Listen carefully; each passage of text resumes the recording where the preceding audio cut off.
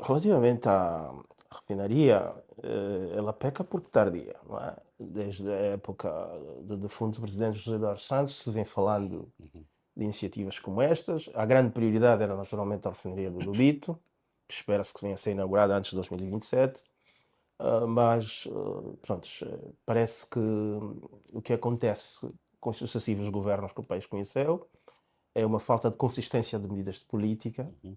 com vista a perseguir-se determinados fins que não podem ser adiados, digamos assim, por serem, digamos, essenciais ao desenvolvimento da economia do país.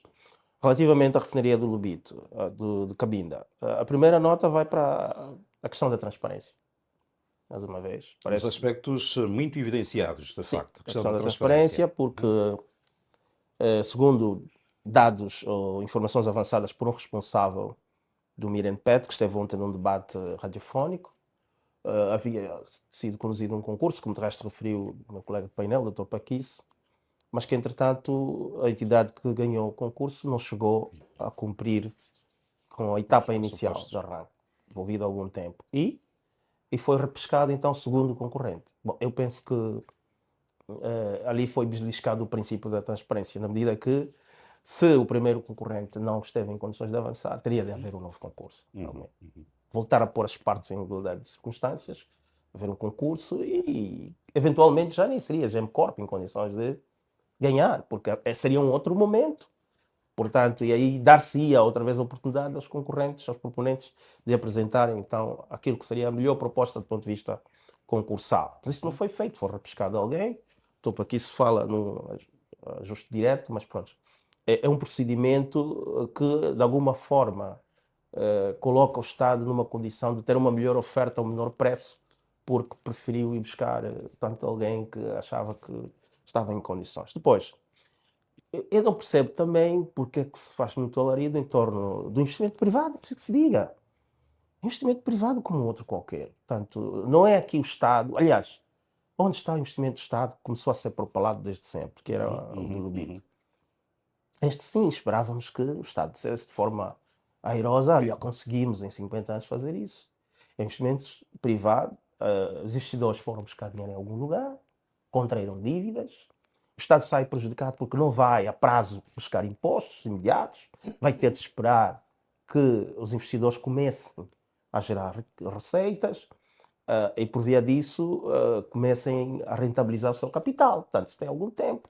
Também há falta de transparência relativa às isenções fiscais que foram concedidas, como, quando, em que circunstâncias, para quanto tempo, Uhum. enfim. Uhum. Portanto, nesse quesito precisamos melhorar. Atenção que Aliás, são 15 anos de isenção, mas qual é a rácio para se atribuir esse período, enfim, outras coisas que precisam ser aqui analisadas, enfim.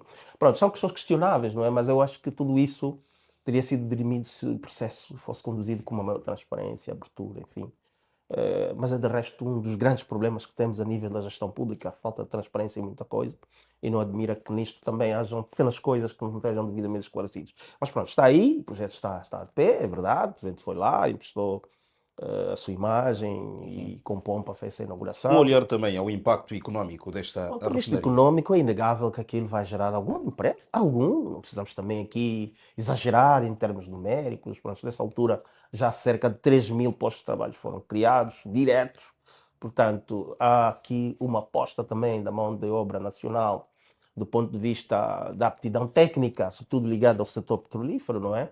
Uhum. Nós tivemos a oportunidade de ver as empresas que estão aí diretamente ligadas à construção, são empresas enraizadas num território nacional e já com algum tempo Uhum. de trabalho feito, enfim, portanto, deste ponto de vista, temos naturalmente um ganho, mas são 10%, não é? Se formos ver a matriz de consumo da Angola, em termos de necessidades energéticas, 10% está ainda muito aquém daquilo que são as necessidades reais. Isto representa apenas uma diminuição de 1,1 bilhões de dólares do ponto de vista daquilo que Angola precisa para a importação, porque mais de 80% do consumo interno é a importação. Ainda é Portanto, importação. não resolvemos o problema. Precisamos dizer Mas isso. estamos a fazer um caminho, não é? Minimizamos, mas não resolvemos. Daqui a pouco chegam outras refinarias, está aí em curso a de Lubito Sim, também. uma questão não é se estamos a fazer o caminho, não. A questão é em quanto tempo precisamos fazer esse caminho, não é? Nós temos já. Bom, eu não gosto muito de falar em 50 anos. Nós estamos aqui, é verdade, a celebrar 50 anos de independência, mas se tivermos que falar de ganhos como país livre de qualquer perturbação política, sobretudo, e militar, eu prefiro contextualizar de 2022 para cá, não Sim, é? sim. Portanto, temos 23 Político anos alcance da de, paz.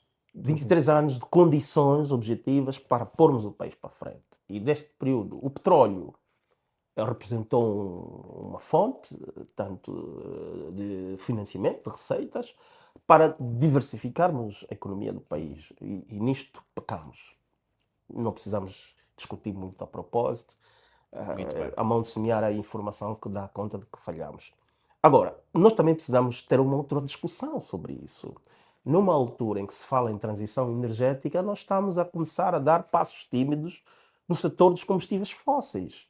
Hoje o mundo não está mais voltado para os combustíveis fósseis. Aliás, disse o representante do Ministério dos Petróleos e muito bem, que uma das dificuldades que têm tido para investirem nas refinarias e outra coisa Financiamento. é que o mundo mais avançado está desinteressado neste ramo. Ou seja, hoje a visão está para a transição energética. Energias da biomassa, fontes renováveis, energia eólica e por aí além. Muito bem. Portanto, nesse sentido também vimos alguns sinais, não é? Foram instaladas células fotovoltaicas em algumas partes do país, enfim. Mas o problema não é ir comprar e vir instalar. É a aposta local no conhecimento para que a nível do próprio país comece-se a produzir essa energia com recurso mínimo ao exterior do ponto de vista da matéria-prima. matéria-prima. Porque Muito até bem. temos Quer dizer,